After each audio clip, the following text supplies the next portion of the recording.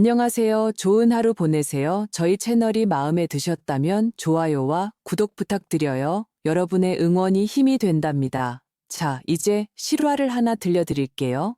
이곳에서 우리는 가장 진솔한 인간의 본성을 듣습니다. 오늘의 주인공은 69세의 한 아주머니입니다. 남편이 세상을 떠나자마자 가장 아끼던 아들이 가짜 유언장으로 수십억 원의 보험금을 가로챘습니다. 이것이 약자가 괴롭힘 당하는 비극적인 사례라고 생각하셨나요? 틀렸습니다. 아들은 미처 몰랐습니다. 그의 어머니는 사실 이런 날이 올 줄 이미 알고 있었다는 것을요. 남편이 임종을 앞두고 있을 때 그녀는 남편과 함께 조용히 작은 쪽지 하나를 남겨두었습니다. 단 몇 글자가 이 사건 전체의 진정한 전환점을 열었고 아들이 공들여 꾸민 거짓말을 산산조각 냈습니다. 출처불명의 유언장 뒤에는 어떤 계략이 숨어 있었을까요? 가장 가까운 사람의 배신 앞에서 이 어머니는 어떻게 한 걸음 한 걸음 자신의 인생 주도권을 되찾았을까요? 이미 세상을 떠난 노인은 또 어떻게 삶과 죽음을 넘어 미리 짜놓은 판세로 아내가 펼치는 대역전극을 도왔을까요? 이어지는 내용은 여러분의 가족애와 인간성에 대한 상상을 뒤엎을 것입니다. 제 이름은 임수영. 올해 69세입니다. 남편 박진성의 장례식에서 저는 검은 상복을 입고 조용히 유가족석에 앉아 있었습니다. 아들 준혁과 며느리 아라가 제 양옆에서 저를 부축했습니다. 남들이 보기엔 제가 너무 슬퍼서 쓰러질까봐 그러는 것 같았겠지만 제 마음속으로는 알고 있었습니다. 오히려 제가 그들의 위태로운 효심을 지탱해주고 있다는 것을요. 사회자가 슬픈 어조로 남편의 생애를 읊었습니다. 제 눈물은 진짜였습니다. 50년을 함께한 부부, 서로 의지하며 살아왔으니 그 아픔은 뼛속까지 사무쳤습니다. 하지만 눈물로 흐려진 시야 속에서도 제 뇌리에서 떠나지 않는 것은 남편이 눈을 감기 전 유난히 맑았던 그 두 눈이었습니다. 그는 그때 제 손을 꼭 잡았는데 눈빛에는 마치 천마디 말을 담은 듯 했습니다. 그것은 아쉬움과 걱정, 그리고 우리 부부만이 아는 묵직한 당부가 뒤섞인 눈빛이었습니다. 저는 그때 고개를 끄덕였습니다. 우리 사이에는 소리 없는 약속이 있었습니다. 저는 그가 미련을 버리지 못하는 것이 자기 자신이 아니라 제가 이 늙은 아내가 그가 떠난 후에 서름을 겪을까봐 걱정한다는 것을 알았습니다. 이제 장례식장에서 슬픔의 창자가 끊어질 듯 울면서도 눈가에 스치듯 안도의 한숨을 내쉬는 아들의 얼굴을 보니 남편의 걱정이 기우가 아니었음을 직감했습니다. 역시나 장례식이 끝나고 친지들이 하나둘 흩어진 뒤 집안의 슬픈 기운이 채가시기도 전에 준혁은 서둘러 저와 딸 지민을 거실로 불렀습니다.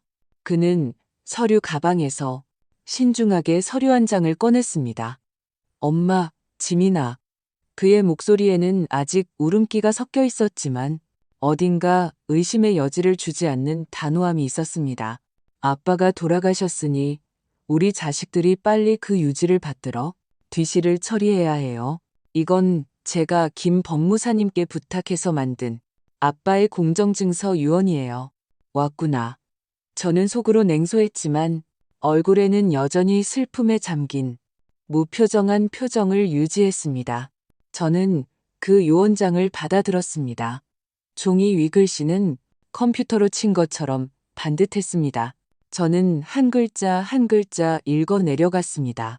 앞부분의 부동산에 관한 내용은 비교적 공평하게 쓰여 있었습니다.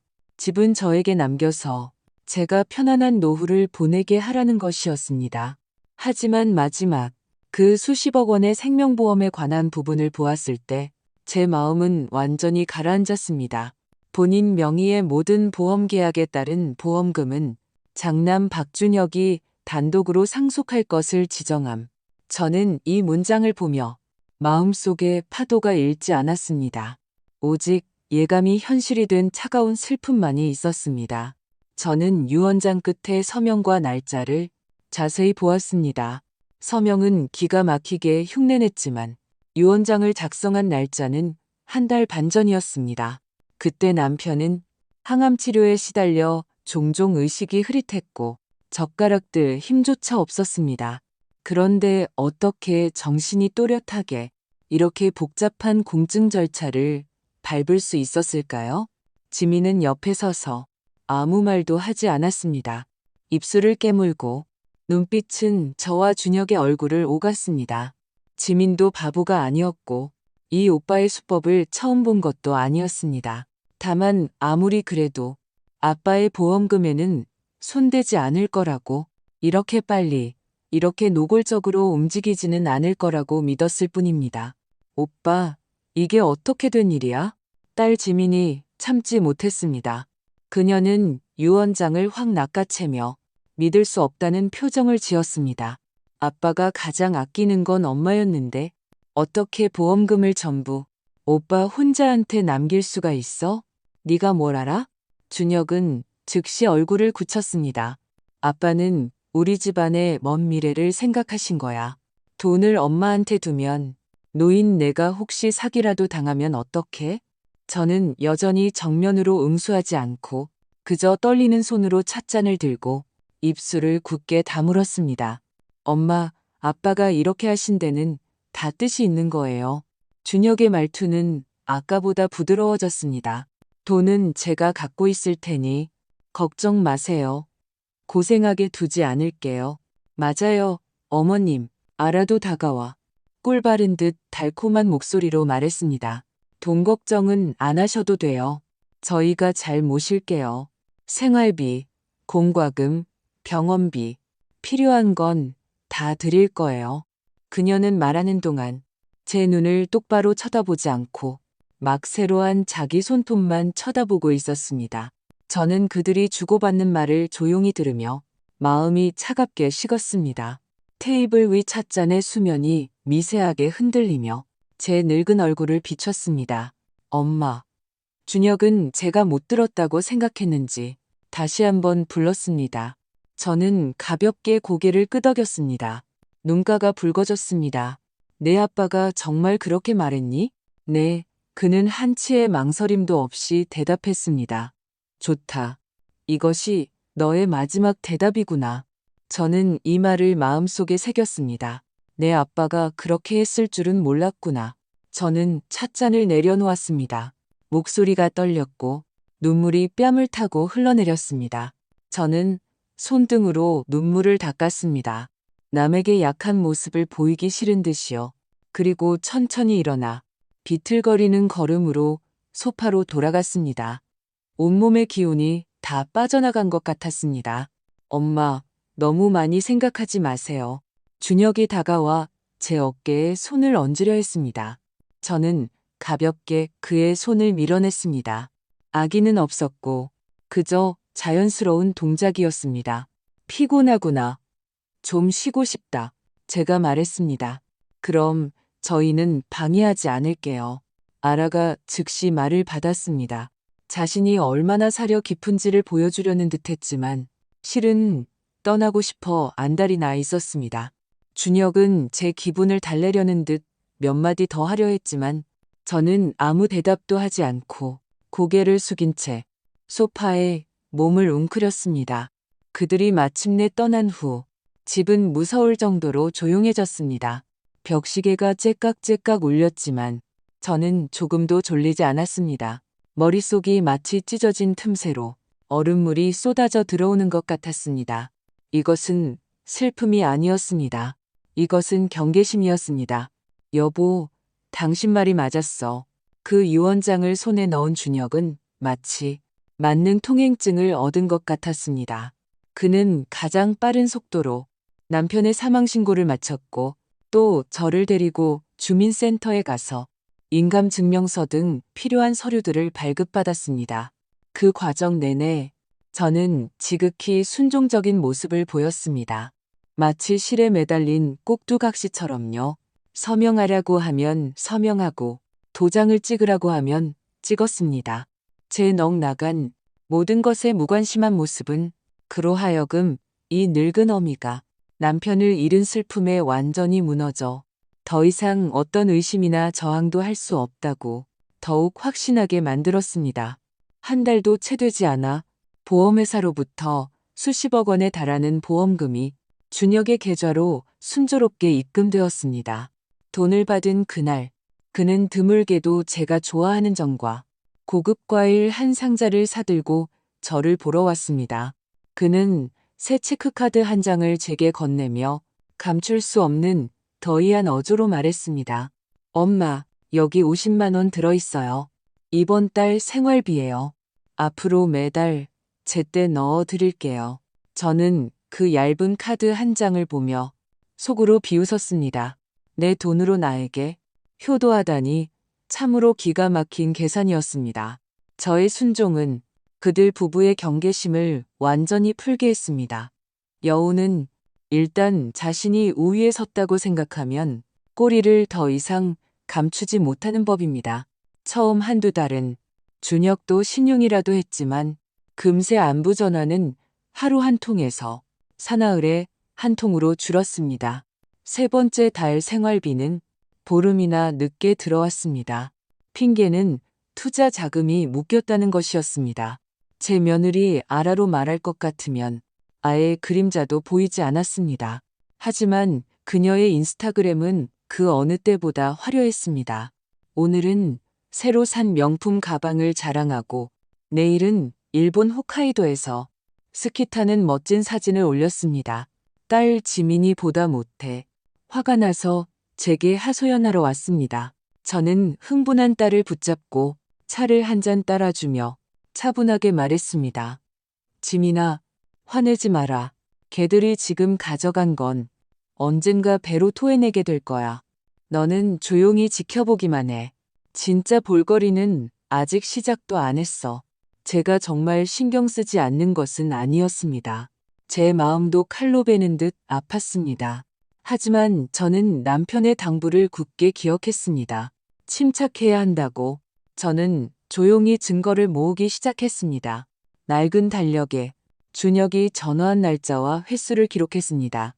저는 지민에게 부탁해 아라가 인스타그램에 자랑한 사진들을 하나하나 캡처해서 저장해달라고 했습니다. 그가 생활비를 미룬 핑계들도 저는 기억에 의존해 제 수첩에 한자 빠짐없이 적었습니다. 낙타의 등을 부러뜨린 마지막 지푸라기 사건은 큰 비가 내리던 어느 저녁에 일어났습니다. 저는 비를 좀 맞았다고 지병이 도져 두통과 열이 나고 온몸에 기운이 없었습니다. 저는 준혁에게 전화를 걸어 퇴근길에 저를 병원에 좀 데려다 달라고 부탁할 생각이었습니다. 전화가 연결되자 배경이 시끄러웠습니다. 노래방인 것 같았습니다. 여보세요, 엄마. 무슨 일이에요? 그의 말투에는 짜증이 가득했습니다. 아, 열나면 병원 가시면 되잖아요. 그런 사소한 일로 저한테 전화하지 마세요. 그는 제 말을 거칠게 끊었습니다. 저 지금 중요한 사장님들하고 사업 얘기 중이거든요. 알아서 택시 불러서 가세요. 그는 제 말이 끝나기도 전에 탁 소리를 내며 전화를 끊어버렸습니다. 저는 그날밖에 나가지 않았습니다. 택시도 부르지 않았습니다. 저는 그렇게 침대에 누워 굶은 채로 온몸에 열이 펄펄 끓는 채로 창밖으로 세차게 불어오는 바람 소리를 들었습니다. 마치 저를 심연으로 밀어넣는 것 같았습니다. 저는 병의 고통 때문에 울고 싶었던 것이 아니었습니다. 저는 제 한평생의 사랑이 정말로 제 손으로 늑대 한 마리를 키워냈다는 생각에 서러웠습니다. 저는 아픈 몸을 일으켜 옷장 맨 밑에서 그 화리목 장기함을 꺼냈습니다. 그 상자는 아주 무거웠습니다. 남편이 은퇴하던 해에 산 것으로 저와 함께 장기를 두겠다며 샀습니다. 하지만 그는 사실 알고 있었습니다. 제가 평생 장기에는 관심이 없었다는 것을요. 오직 그 사람만이 갈수록 장기에 빠져들었습니다. 장기판의 나뭇결까지 외울 정도였죠.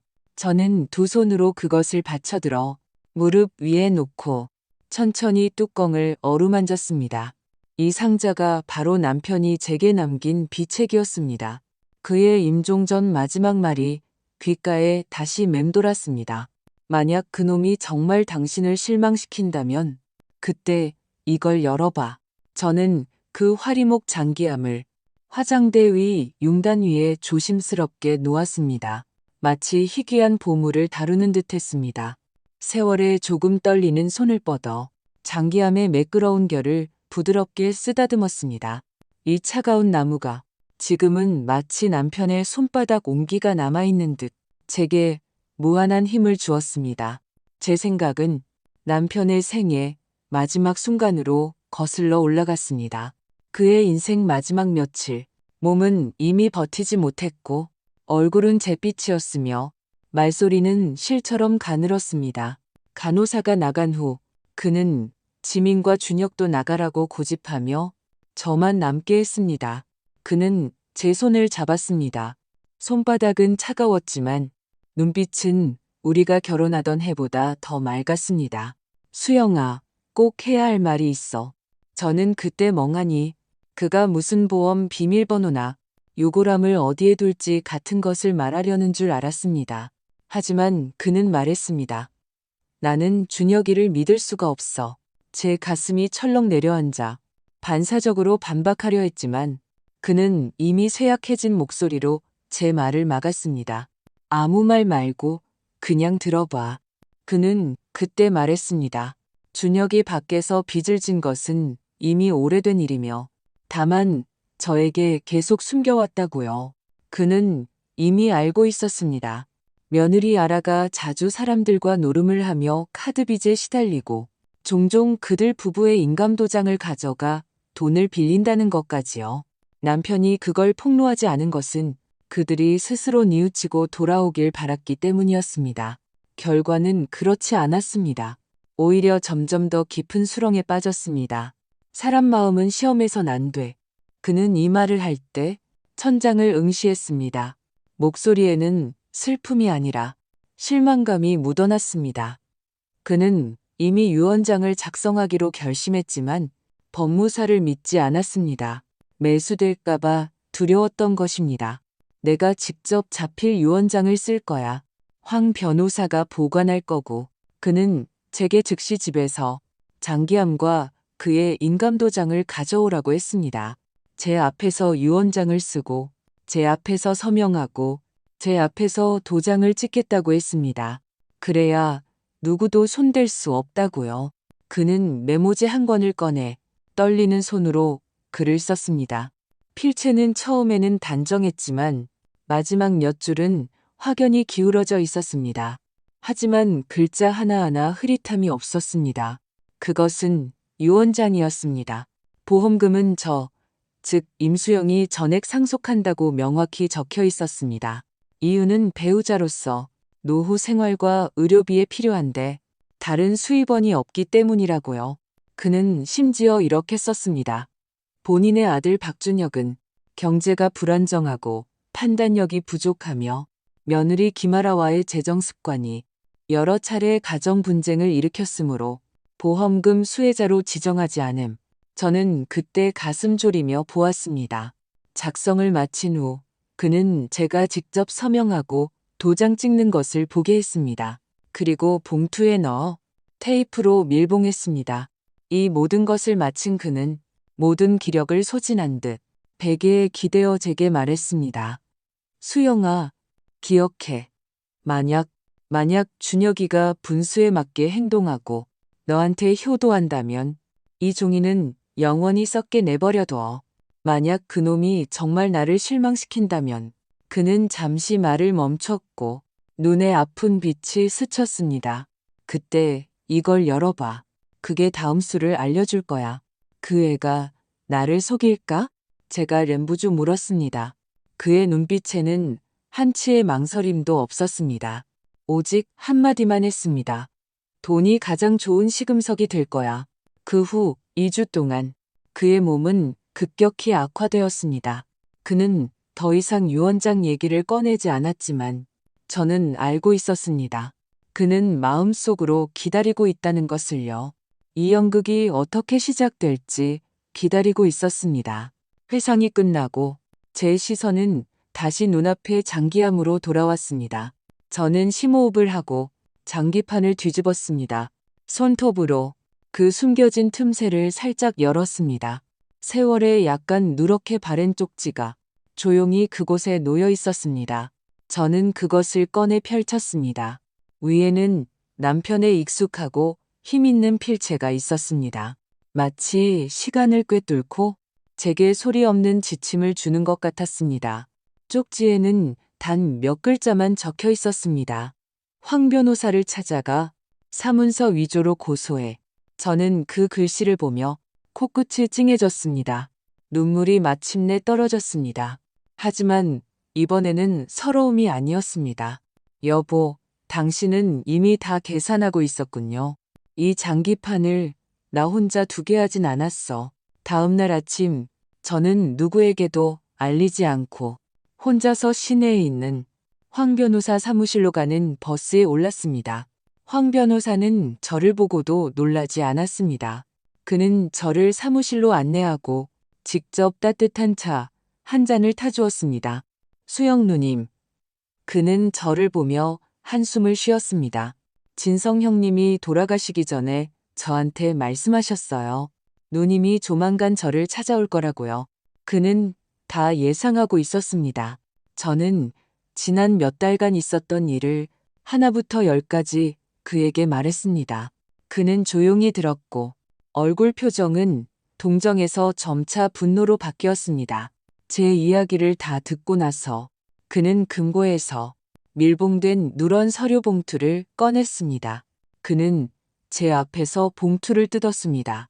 안에는 바로 남편이 그때 제게 가져다 달라고 했던 자필 유언장이 있었습니다. 누님, 걱정 마세요. 황 변호사는 유언장의 선명한 날짜를 가리키며 제게 설명했습니다. 진성 형님은 생각이 깊으셨어요.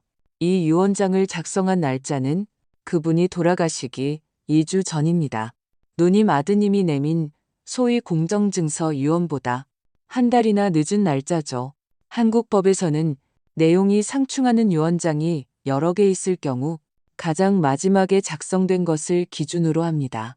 우리가 이 유언장의 진위만 증명할 수 있다면 앞선 유언장을 뒤엎을 수 있습니다.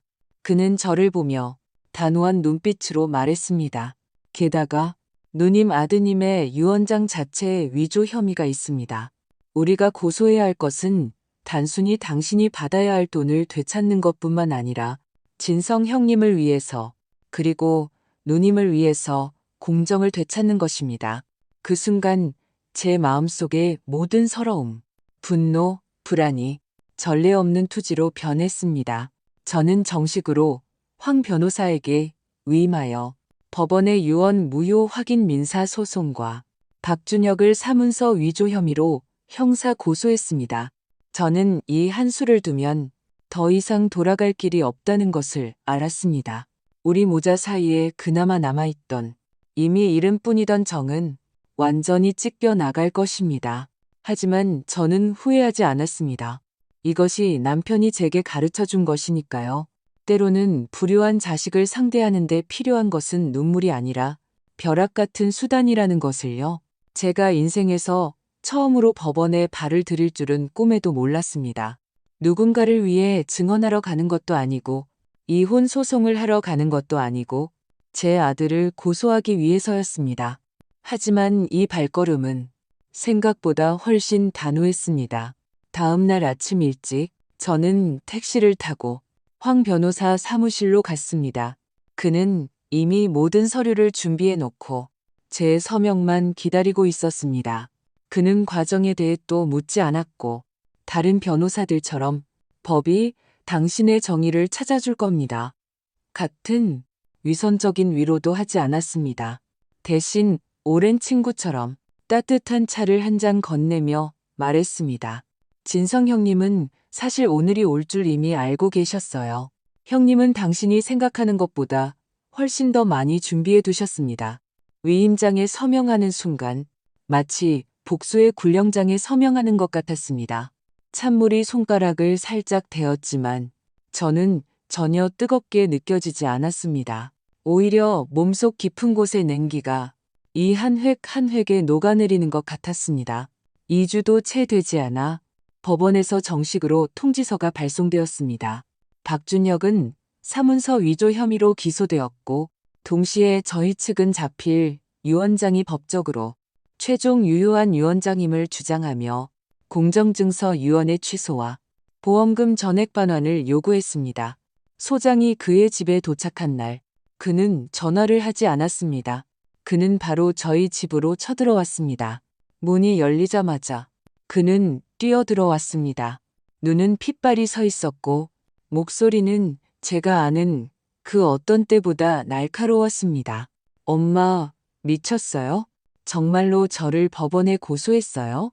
저는 거실에 앉아 철관음차를 우려내고 있었습니다. 찻잔은 남편이 가장 아끼던 청화백자였습니다. 가장자리가 조금 이가 빠졌지만 저는 계속 버리지 못하고 있었습니다. 저는 그를 쳐다보지 않고 가볍게 입김을 불어 위에 뜬 차짚을 밀어냈습니다. 앉아라. 소리 지르지 말고. 엄마, 제가 아들이잖아요? 정말로 그 몇 마디 말 때문에 저를 의심하시는 거예요? 그 몇 마디 말이 아니야. 저는 마침내 고개를 들고 그를 똑바로 쳐다봤습니다. 내 아빠, 그건 내 아빠의 뜻이야. 아빤 돌아가셨어요. 아빠가 엄마가 저한테 이렇게 하는 걸 아시면 그는 말을 끝내지 못하고 화가 나서 한 바퀴 돌며 무언가 화풀이할 것을 찾듯 손을 휘저었습니다.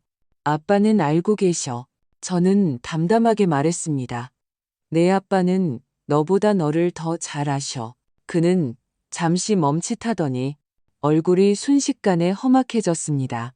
분명히 동생한테 사주받았군요. 걔는 어릴 때부터 저를 눈의 가시로 여겼어요. 엄마도 걔랑 똑같아요. 단 한 번도 진심으로 저를 믿어준 적이 없어요. 저는 살짝 웃으며 찻잔을 들어 한 모금 마셨습니다. 너 정말로 그 공정증서 유언이 하늘을 가릴 수 있다고 생각했니? 내 아빠는 은행 지점장이었어. 평생 돈 달라는 아들 수백 명을 봤는데 너 하나를 대비 안 했을 것 같아? 당신 이런 말 해봐야 무슨 소용이에요?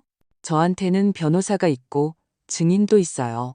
유언장은 공증받은 거라고요. 저는 흥분한 그의 모습을 보며 조금도 마음이 아프지 않았습니다. 예전 같았으면 그랬을 겁니다. 예전의 저라면 그의 눈가가 붉어지기만 해도 마음이 약해져서 그의 모든 변명, 아이들에게 더 좋은 삶을 주고 싶을 뿐이라는 모든 핑계를 믿었을 겁니다. 하지만 지금 저는 압니다. 남편이 말한 것이 맞았습니다. 사람의 마음은 시험해서는 안 됩니다. 이 말을 저는 이제 기억할 뿐만 아니라 제 눈으로 직접 증명했습니다. 좋아. 법정에서 보자. 저는 이 말을 할 때 목소리에 조금의 기복도 없었습니다. 마치 오늘 저녁은 죽을 먹자고 말하는 것 같았습니다. 그가 무언가 더 말하려 할 때 문 밖에서 아라의 목소리가 들렸습니다. 준혁 씨, 시끄러워요. 이웃들이 듣겠어요.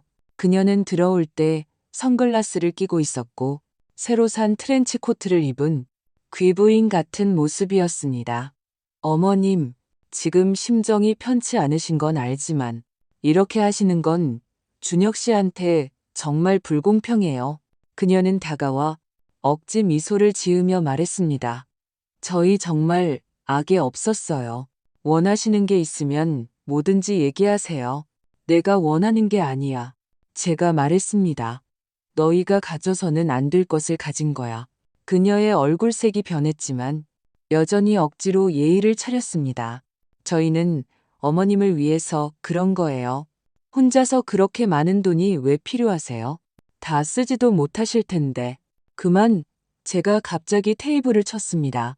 소리는 크지 않았지만 그녀를 즉시 입 다물게 하기에 충분했습니다. 저는 일어나서 그녀를 그리고 제 아들을 쳐다봤습니다. 나는 평생 너희를 가족으로 여겼는데 너희는 어땠니? 장례식장 앞에서 공증사무소 앞에서까지 연기를 해? 부끄럽지도 않니? 내가 다 창피하다. 그들은 거기에 서서 잠시 말을 잃었습니다. 저는 천천히 말했습니다. 법정에서 보자. 우리 집에서 소란 피우지 마. 내 아빠가 내게 남긴 건 돈이 아니라 최소한의 선이야. 첫 공판이 열리던 날, 저는 남편이 생전에 제가 입는 것을 가장 좋아했던 회청색 재킷을 입고 그가 사준 낡은 손목시계를 차고 팔시 정각에 집을 나섰습니다. 법정에서 저는 준혁과 양쪽에 나뉘어 앉았습니다. 상대편 변호사는 처음부터 공격적으로 나왔습니다. 제가 제출한 자필 유언장은 출처가 불분명하고 제3자 증인이 없으며 남편이 정신이 혼미한 상태에서 작성했을 가능성이 있다고 주장했습니다. 심지어 법정에서 제가 남편의 사망으로 인한 감정 불안정으로 딸의 부추김에 유언장을 조작한 것이 아니냐는 의문을 제기했습니다. 저는 그저 조용히 앉아 있었습니다. 반박하지 않았습니다. 제 옆에 앉은 황 변호사는 태연하게 증거를 제출했습니다. 이 유언장은 본인 박진성 씨가 직접 작성하고 서명 날인했으며 본인이 2024년 9월부터 현재까지 보관해 왔습니다. 상대 측이 주장하는 공정증서 유언과 비교했을 때 날짜가 더 늦고 내용의 조리가 명확하여 민법 제1066조 규정에 부합합니다. 판사는 서류를 넘겨보며 표정이 엄숙해졌습니다. 준혁은 옆에서 계속 고개를 숙이고 저를 쳐다보지 못했습니다. 하지만 저는 알았습니다. 이 장기판은 이제 막 시작되었다는 것을요. 저는 서두르지 않았습니다. 말을 놓아야 할 때가 오면 자연스럽게 둘 것입니다. 저는 이쯤 되면 그들이 최소한 자중할 줄 알았습니다. 하지만 저는 그들의 최저선을 너무 높게 평가했습니다. 첫 공판 이후 준혁과 아라는 멈추기는커녕 오히려 더 심해졌습니다. 아마도 그 자필 유언장의 등장이 그들에게 위험을 감지하게 했고 그들의 공격 본능을 자극한 것 같았습니다. 그들은 사방으로 사람을 찾아다녔습니다. 그날 병원에서 남편을 만났던 이웃, 심지어는 오래전에 연락이 끊긴 먼 친척 아저씨까지 찾아내 그가 남편이 직접 준혁에게 돈을 주겠다고 말하는 것을 목격했다고 주장하게 했습니다. 또한 제가 감정적으로 불안정하고 강한 통제욕을 가지고 있다고 말했습니다. 상대편 변호사는 두 번째 공판에서 모두 앞에서 이 증언들을 하나하나 펼쳐놓았습니다. 임수영 씨는 남편 사망 후 전형적인 감정적 부인 행위를 보이고 있으며 가정의 통제권을 되찾으려는 경향이 있습니다. 원고의 딸 박지민 씨는 오랫동안 오빠와 불화 관계에 있었으므로 그 동기에 명백한 편향이 존재합니다. 본 사건의 자필 유언장은 증인이 없고 날짜를 증명할 사진도 없으며 제3자 필적 감정도 없어 신뢰도가 의심스럽습니다. 저는 피고석에 앉아 무표정하게 듣고 있었습니다. 저희 측은 이 유언장이 박진성 씨가 병으로 의식을 잃었을 때 그의 아내와 딸이 공모하여 위조했을 가능성을 제기합니다. 판사는 고개를 숙이고 기록했고 표정은 냉정했습니다. 저는 준혁을 돌아보지 않았습니다. 감히 볼 수 없었습니다. 돌아서서 그의 낯선 얼굴을 보면 제 가슴이 완전히 무너져 내릴 것 같았습니다. 법정이 휴정했을 때 황 변호사는 저를 옆에 작은 회의실로 데려갔습니다. 현재 상황이 낙관적이지 않습니다. 그는 솔직하게 말했습니다. 우리 증거는 깨끗하지만 당신 아들 쪽에 인적 증거가 너무 많습니다. 그리고 그들은 당신이 유언장을 그 자리에서 폭로하지 않은 시간차를 물고 늘어지고 있습니다. 그 말은 제 목소리가 쉬었습니다. 상대방은 당신이 사후에 갑자기 자신이 배제된 것을 발견하고 감정에 휩쓸려 유언장을 위조하고 반격에 나섰다는 인상을 만들고 있습니다. 저는 눈을 내리깔고 제 손등을 보았습니다. 그 푸른 핏줄, 반점, 주름들, 수십 년간 밥하고 빨래하고 차를 따르고 가족을 돌보며 남은 흔적들이었습니다. 이제 이 손이 유언장을 위조했을지도 모르는 용의자의 손이 되었습니다. 저는 갑자기 남편이 잘 떠났다는 생각이 들었습니다. 그는 이 모든 것을 보지 않아도 되니까요. 저는 긴 한숨을 내쉬며 억지로 쓴웃음을 지었습니다. 그 사람은 이미 이렇게 될 줄 알았을 거예요. 그렇지 않았다면 저를 이 지경까지 몰아붙이지 않았겠죠. 너무 걱정하지 마세요. 황 변호사가 저를 다독였습니다. 박 선생님이 남겨주신 자필 유언장은 증인은 없지만 이미 매우 완벽한 법률 문서입니다. 문제는 우리에겐 이 모든 판을 압도할 만한 무언가가 더 필요하다는 겁니다. 부인할 수도 위조할 수도 없는 확실한 증거가요. 녹음이나 영상 같은 거요? 네, 제가 무의식적으로 물었습니다. 가장 좋은 건 그분이 직접 유언의 동기와 명확한 정신 상태를 설명하는 겁니다. 제 가슴이 철렁했습니다. 머릿속에 갑자기 한 장면이 스쳐 지나갔습니다. 남편이 병상에서 제게 말할 때 침대 옆에 놓여있던 녹음기. 그때 저는 그가 그저 유언을 남기거나 인생의 마지막 소회를 기록하고 싶어 한다고 생각했습니다.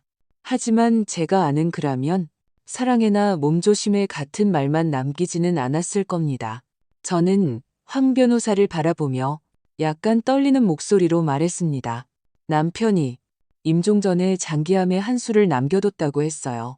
그 쪽지 말고 혹시 다른 것도 있을까요?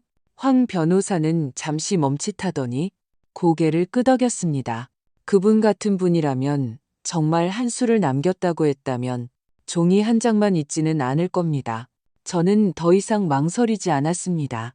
집에 돌아오자마자 가장 먼저 한 일은 그 장기암을 여는 것이었습니다. 저는 장기알을 하나하나 꺼내 식탁 위에 늘어놓았습니다. 32개의 장기알, 초나라와 한나라가 각자의 자리에 놓였습니다. 저는 모든 알을 살펴보았습니다. 수십 년간 제 눈앞을 오갔지만 바닥을 자세히 본 적은 한 번도 없었습니다. 이번에는 하나하나 뒤집어 보았습니다. 별다른 이상은 없었습니다.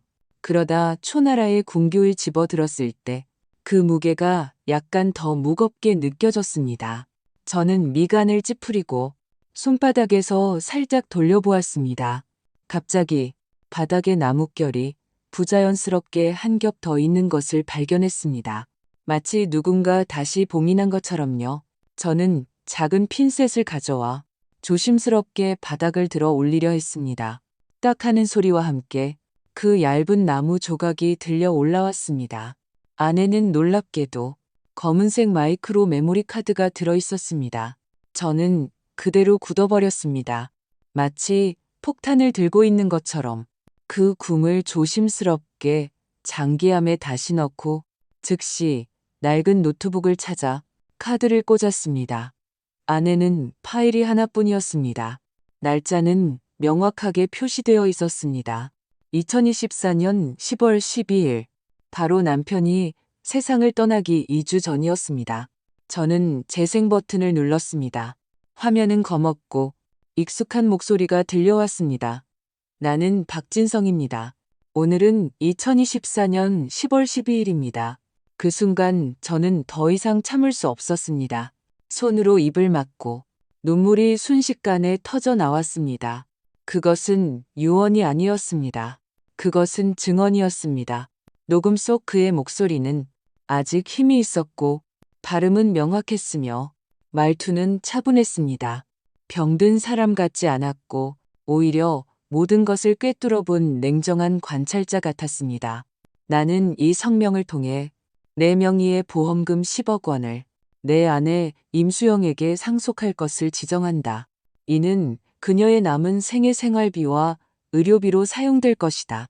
다른 어떤 사람이 어떤 수단으로든 유언장을 위조할 경우 이는 모두 무효이다.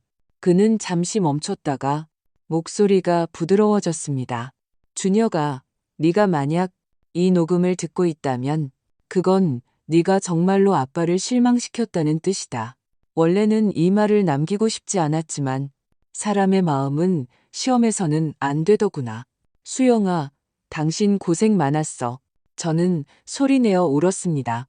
이 목소리는 단순한 증거가 아니었습니다. 그것은 무덤에서 붙여온 편지였습니다. 이것이 그가 제게 준 용기였습니다. 저는 눈물을 닦고 파일을 황 변호사에게 전송했습니다. 그리고 세 군데에 더 백업해 두었습니다. 그런 다음 저는 그 장기화를 다시 덮고 원래 자리로 돌려놓았습니다. 장기판 중앙의 궁자리예요. 남편은 평생 아내를 목숨처럼 사랑했습니다. 이제 장기판 속에 강력한 한 방을 숨겨두었습니다. 이것은 그가 남긴 비밀이 아니라 그가 저를 위해 숨겨둔 비장의 카드였습니다. 그리고 이제 제가 장군을 부를 차례였습니다. 두 번째 공판이 열리던 날, 저는 45분 일찍 도착했습니다. 저는 검은색 사선문의 긴 코트를 입고 머리는 틀어 올리고 화장은 하지 않았습니다. 다만 옅은 립스틱만 발랐습니다. 그것은 제 인생에서 처음으로 사람들 앞에서 그렇게 허리를 꼿꼿이 세우고 그렇게 차가운 눈빛을 한 날이었습니다. 저는 원고석에 앉았고 옆에는 황 변호사가 있었습니다. 그는 노트북을 무릎 위에 놓고 말없이 앉아 있었습니다. 맞은편에 준혁과 아라는 화려하게 차려입었습니다. 준혁은 말쑥한 정장 차림에 얼굴은 깨끗하게 면도하여 이미지 관리가 완벽해 보였습니다. 오직 저만이 그의 내면이 텅 비어 있다는 것을 알았습니다. 그는 제가 무엇을 가져왔는지 몰랐습니다. 판사가 자리에 앉고 공판이 정식으로 시작되었습니다. 상대편 변호사는 여느 때처럼 숨막히게 빠른 속도로 말했습니다.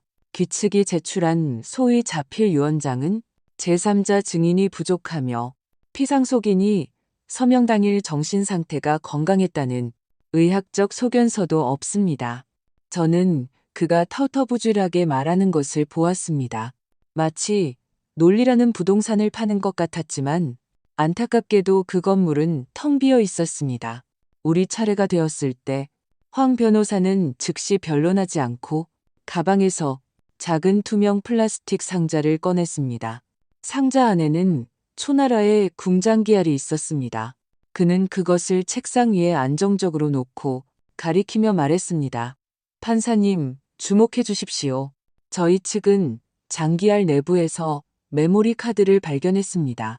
그 내용물은 고 박진성 씨께서 임종 직전 직접 녹음하신 음성 파일입니다. 시간은 2024년 10월 12일입니다. 이 시점은 상대 측이 제출한 공정증서 유언 날짜보다 명백히 늦습니다. 민법 규정에 따라 나중에 작성된 유언장이 최신 의사로 간주되어 우선 적용됩니다. 판사의 눈썹이 치켜 올라갔습니다. 재생할 장비가 있습니까? 황 변호사는 고개를 끄덕이고 노트북을 연결선에 꽂고 작은 외부 스피커를 연결했습니다. 저는 숨을 죽이고 그 익숙한 폴더가 열리는 것을 보았습니다.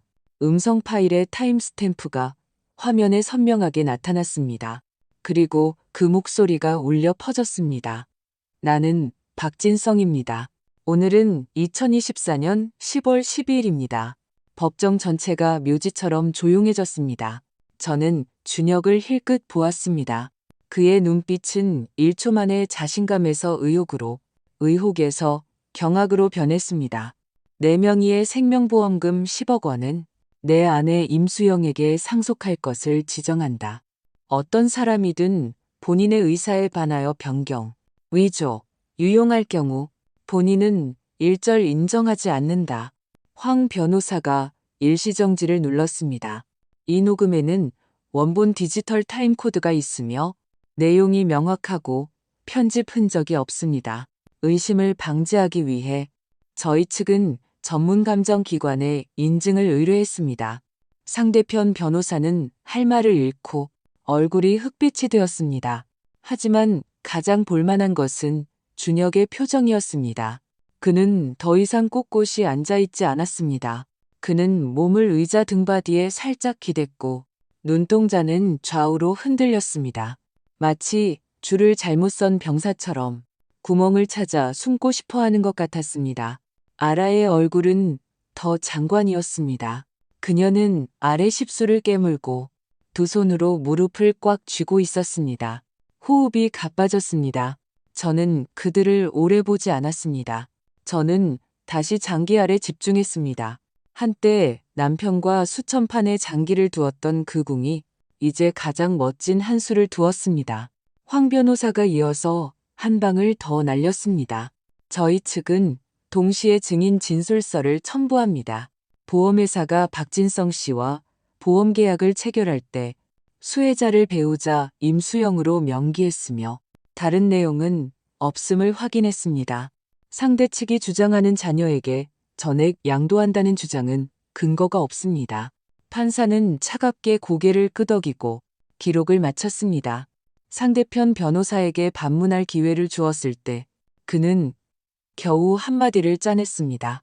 녹음, 사후의 목소리 모방 기술로 위조했을 수 있습니다. 그렇다면 판사님께 성문 감정을 요청합니다. 저희는 협조하겠습니다. 황 변호사가 즉시 반격했습니다.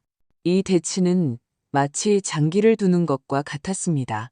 저는 상대편 변호사가 초조해지기 시작하며 이리저리 말을 돌려 주제를 흐리려 하는 것을 볼 수 있었습니다. 하지만 한번 장군을 당한 판세는 아무리 끌어도 늦게 죽을 뿐입니다. 저는 의자에 다시 앉았을 때 허리가 꼿꼿이 펴진 것을 느꼈습니다. 온몸에 불필요한 힘이 하나도 없었습니다. 남편의 목소리가 법정 안에서 천천히 울려 퍼졌습니다. 수영아, 당신이 이걸 듣고 있다면 내가 정말 맞았다는 뜻이겠지. 미안해. 당신 혼자 이 판을 감당하게 해서. 아니에요, 여보. 당신은 나 혼자 두게 하지 않았어요. 이 판은 당신과 내가 함께 둔 거예요. 그리고 이제 제가 직접 장군을 부를 거예요. 녹음의 마지막은 길고 슬픔에 찬 침묵이었습니다. 법정 전체가 숨소리 하나 없이 조용했습니다. 저는 준혁이 의자에 주저앉아 있는 것을 보았습니다. 얼굴은 종이처럼 창백했고 식은땀이 이마에서 계속 흘러내렸습니다. 며느리 아라는 더욱 놀라 손으로 입을 막았고 눈에는 공포가 가득했습니다. 이 천국에서 온 목소리는 마치 반박할 수 없는 신의 계시처럼 그들이 공들여 짠 거짓말을 산산조각 냈습니다. 그것은 우리 측의 자필 유언장의 진실성을 반박할 수 없이 증명했을 뿐만 아니라 남편이 생전에 이미 아들의 불효와 탐욕을 예견했음을 직접적으로 드러냈습니다. 법원 판결이 나던 날, 날씨는 이상하리만치 맑았습니다. 저는 법정 뒷자리에 앉아 두 손을 맞잡고 있었습니다. 손가락 마디가 꽉 맞물려 마치 제 자신과 마지막 심리전을 벌이는 것 같았습니다. 심장 박동은 안정적이었고 눈빛은 차가웠으며 자세는 초등학교 때 선생님이 점수를 매길 것 같은 표준 자세로 단정했습니다. 저는 정의를 구걸하러 온 것이 아니었습니다. 저는 남편과 제가 둔 이 장기판이 어떻게 마무리되는지 제 눈으로 직접 확인하러 온 것이었습니다. 판사는 서류를 넘기며 안경을 고쳤었고 목소리는 여전히 건조했습니다. 본 법정은 원고가 제출한 자필, 유언장의 서명 날짜가 피고가 소지한 공정증서 유언장보다 명백히 늦고 녹음 파일이 유언 당시 유언자의 정신이 명료하고 의미가 명확하며 협박이나 병증의 흔적이 없음을 증명한다고 판단합니다. 저는 맞은편 자리에 준혁을 보았습니다. 그는 고개를 숙이고 무의식적으로 의자 가장자리를 손가락으로 긁고 있었습니다. 그의 얼굴은 창백했습니다. 이것은 제가 인생에서 처음 본 그의 모습이었습니다. 죄책감도 아니고 후회도 아니었습니다. 그것은 공포였습니다. 그것은 저를 두려워하는 것이 아니라 지는 것을 두려워하는 것이었습니다. 판사는 계속해서 말했습니다. 따라서 법에 의거하여 공정증서 유언은 무효로 판정하고 수혜자는 나중에 작성된 자필 유언장을 기준으로 한다. 박진성 명의의 생명보험금 10억 원은 그의 배우자 임수영 여사가 전액 상속한다. 법봉이 내려쳐졌습니다. 저는 그 소리를 듣는 순간 몸이 조금도 떨리지 않았습니다. 흥분한 것이 아니라 침착한 완성감이었습니다. 마치 한 달 동안 뜬 스웨터에 마지막 코를 마무리할 때처럼 모든 실밥이 마침내 깔끔하게, 완벽하게, 합리적으로 정리된 느낌이었습니다. 그리고 맞은편의 준혁은 마치 뼈가 다 빠져나간 사람처럼 의자에 탄도했습니다. 눈빛은 바람 빠진 타이어처럼 푹 꺼져 있었습니다. 아라가 일어나 무언가 변명하려 했지만 변호사가 고개를 저으며 그녀에게 무언가 작게 말했습니다. 그녀는 어쩔 수 없이 그 말을 삼켜야 했고 그 분노는 얼굴의 작은 근육 경련으로 남았습니다. 제가 법정을 걸어 나올 때 온몸이 마치 햇볕에 바싹 마른 것 같았습니다. 황 변호사가 제게 작게 말했습니다. 법원에서 형사 부분도 접수했습니다. 사문서 위조죄는 별도로 심리 일정을 잡을 겁니다. 하지만 이 증거들만으로도 그를 유죄 판결하기에 충분합니다. 저는 고개를 끄덕였습니다. 형량이 얼마나 나올까요? 최대 1년 정도. 무겁지는 않을 겁니다. 집행유예가 될 가능성이 높습니다. 저는 잠시 생각하다가 말했습니다. 그걸로 충분해요. 저는 그 애가 감옥에 가는 걸 원하지 않아요. 저는 단지 그 애가 평생 돈 때문에 자기 어머니와 법정에서 다투고 자기 아버지에게 무덤 속에서 손이 뻗어 나와 뺨을 맞았다는 사실을 기억하게 하고 싶을 뿐이에요. 그게 어떤 벌보다도 가혹할 겁니다. 준혁과 아라는 다른 문으로 나왔습니다. 그들은 멀리서 저를 보았습니다. 눈빛에는 더 이상 이전의 오만함이나 분노가 없었습니다. 오직 잿빛 공포와 어쩌면 제가 감히 헤아릴 수 없는 원망만이 남아 있었습니다. 우리는 결국 한마디도 더 나누지 않았습니다. 마치 영원히 교차하지 않는 두 평행선처럼 각자 전혀 다른 인생을 향해 걸어갔습니다. 3개월 후 보험금이 정식으로 제 명의로 입금되었습니다. 통장 잔고에 0이 여러 개 더 붙었습니다. 화면 위의 숫자는 조용히 누워 있었습니다. 움직이지 않았지만 무엇보다도 현실적이었습니다. 저는 기쁘지도 흥분하지도 않았습니다. 마치 아주 긴 폭풍이 지나간 후 마침내 말은 땅 위에 선 것 같았습니다. 환호는 없었고 오직 안도감뿐이었습니다. 제가 가장 먼저 한 일은 남편의 진짜 유언에 따라 3억 원을 딸 지민의 계좌로 이체한 것이었습니다. 지민은 처음에 절대로 받지 않겠다고 했습니다. 엄마, 이 돈은 아빠가 엄마 노후 자금으로 남겨주신 건데 제가 어떻게 받아요? 저는 그녀의 손을 잡고 말했습니다. 바보 같은 소리. 이것도 내 아빠 뜻이야. 몇 년 동안 내 오빠는 우리를 전혀 돌보지 않았지만 너는 일과 가정을 양립하면서 항상 나를 걱정해줬잖니. 이 돈은 내 아빠가 이 착한 딸에게 주는 작은 보상이라고 생각해.